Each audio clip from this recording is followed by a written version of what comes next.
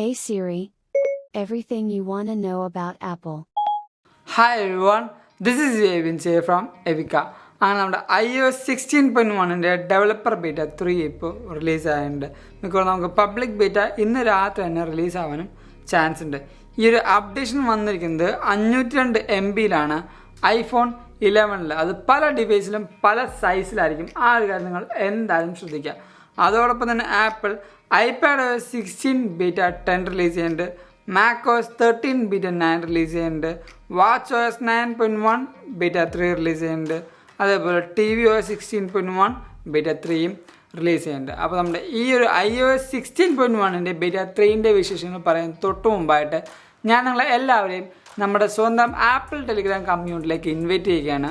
അവിടെ ജോയിൻ ചെയ്യുകയാണെങ്കിൽ apple related ആയ ഓരോ പുതിയ ലീക്സും റൂമേഴ്സും അപ്ഡേറ്റ്സ് ന്യൂസും വാൾപേപ്പേഴ്സും നിങ്ങൾക്ക് ലഭിക്കുന്നതാണ്. അപ്പോൾ അവിടെ ജോയിൻ ചെയ്യാൻ ലിങ്ക് നമ്മൾ ഡിസ്ക്രിപ്ഷൻ ബോക്സിൽ കൊടുക്കുന്നുണ്ട്, അല്ലെങ്കിൽ ഈ കാണുന്ന QR കോഡ് ജസ്റ്റ് ഒന്ന് സ്കാൻ ചെയ്താൽ മതി. ഇപ്പം തന്നെ ഒരു ആപ്പിൾ ടെലിഗ്രാം മെമ്പറായിട്ടും നിങ്ങൾക്ക് മാറാം. അപ്പോൾ തുടക്കം തന്നെ നമ്മുടെ ഈ ഒരു ബിൽ നമ്പറിൽ നമുക്ക് സ്റ്റാർട്ട് ചെയ്യാം. നമ്മൾ നേരെ സെറ്റിങ്സിലേക്ക് പോവുക.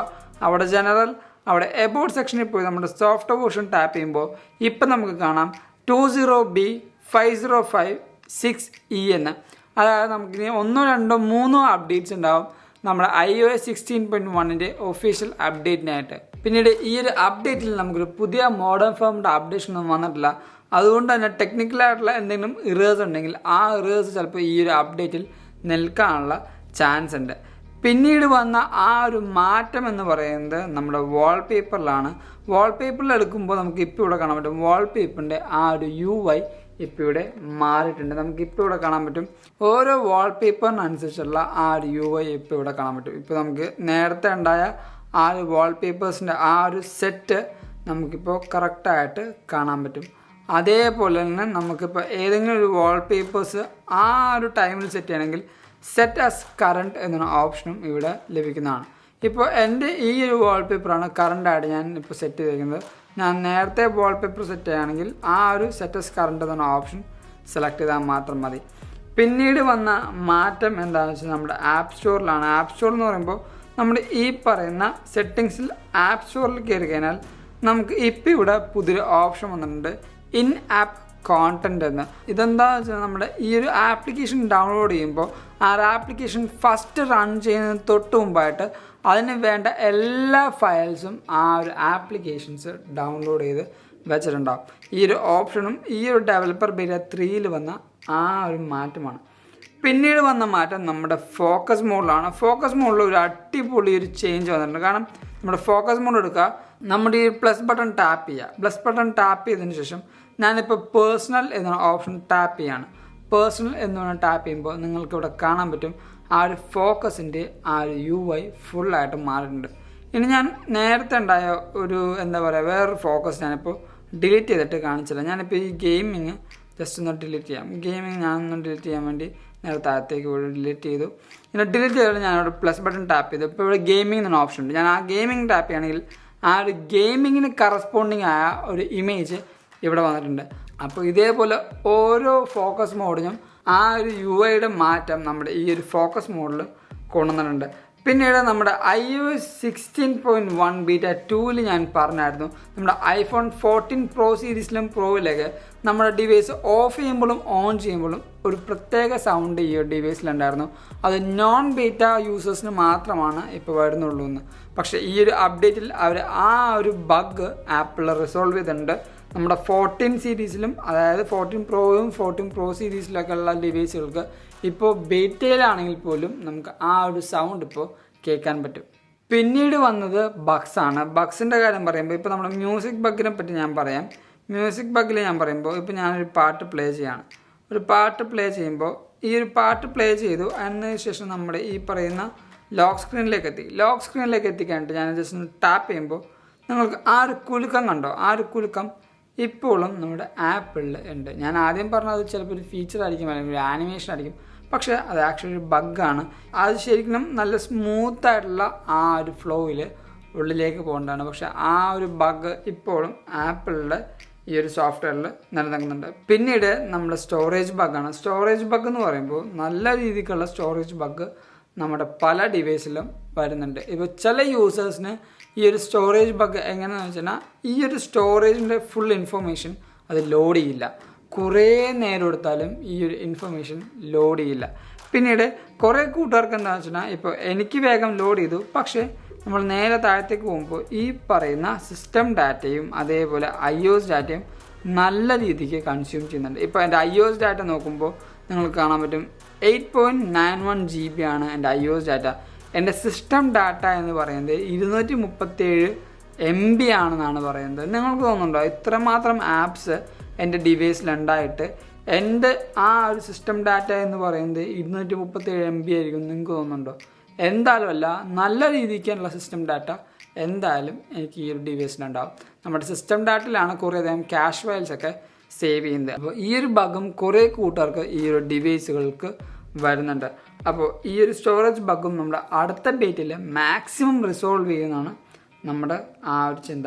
പിന്നീട് റിലീസ് നോട്ടിൻ്റെ കാര്യം പറയുകയാണെങ്കിൽ റിലീസ് നോട്ട് നമ്മൾ നോക്കണം നമ്മുടെ ഫീഡ്ബാക്ക് ആപ്പിലാണ്. ഫീഡ്ബാക്ക് ആപ്പിൽ നമ്മുടെ ഈ പറയുന്ന എല്ലാ അപ്ഡേറ്റ്സിൻ്റെയും റിലീസ് നോട്ട് ഉണ്ടാകും. നമ്മുടെ ഈ റീസെൻ്റ് ആക്ടിവിറ്റിയിലേക്ക് പോവാം.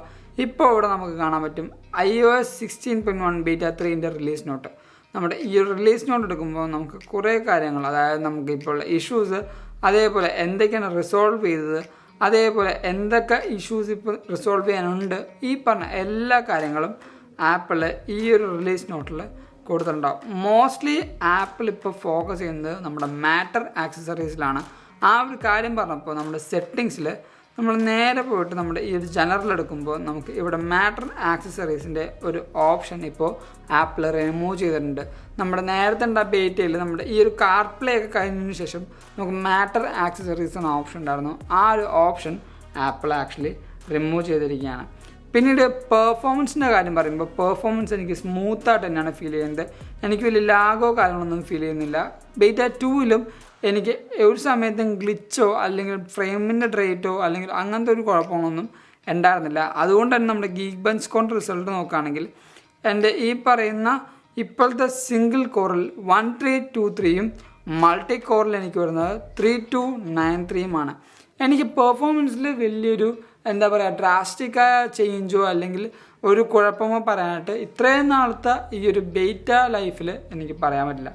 പിന്നീട് ബാറ്ററിയുടെ കാര്യം പറയുമ്പോൾ ഞാൻ എൻ്റെ എല്ലാ കൂട്ടരോടും പറയാണ്ട് ബാറ്ററി പെർഫോമൻസ് അല്ലെങ്കിൽ ബാറ്ററിയുടെ ആ ഒരു ബാക്കപ്പ് എന്ന് പറയുന്നത് ഒരു OS ഇൻസ്റ്റാൾ ചെയ്ത് അപ്പോൾ തന്നെ നമുക്ക് ഒരിക്കലും പറയാൻ പറ്റില്ല. കാരണം ആ ഒരു കാര്യത്തിൽ നമ്മളൊരു ഡിസിഷൻ എടുക്കുകയാണെങ്കിൽ അത് കറക്റ്റ് ആയിരിക്കില്ല.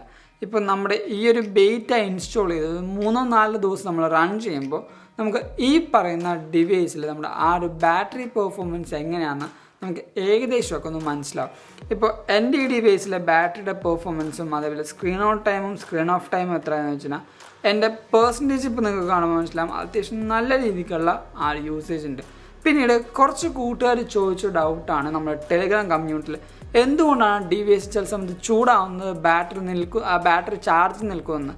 ഇപ്പോൾ ഈ ഒരു ബാറ്ററി ലോഗിൽ നിങ്ങളൊരു പോസ് ബട്ടൺ കണ്ടോ? ഈ ഒരു പോസ് ബട്ടൺ എന്ന് പറയുന്നത് ഒരു 12 മണി മുതൽ 3 മണി വരെ ആ ഒരു ചാർജിങ് നമ്മുടെ ഐഫോൺ തന്നെ കട്ട് ചെയ്ത് വെച്ച്, അതായത് സ്റ്റോപ്പ് ചെയ്ത് വെക്കും.